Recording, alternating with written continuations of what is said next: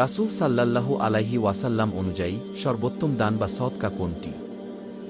উত্তর: রাসূল সাল্লাল্লাহু আলাইহি ওয়াসাল্লাম বলেছেন, তোমার ভাইয়ের দিকে তাকিয়ে মুচকি হাসি দেওয়া। জামে তিরমিজি হাদিস 1956।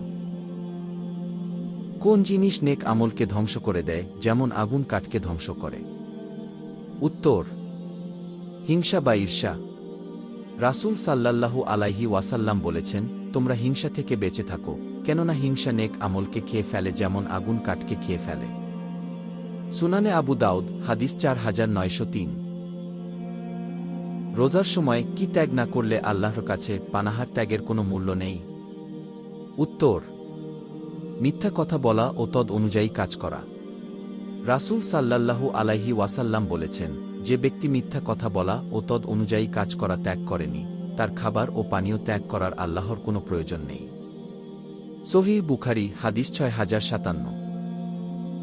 ইসলাম সম্পর্কে জানতে সাবস্ক্রাইব ও বেল বাটনে ক্লিক করে আমাদের সাথে থাকুন।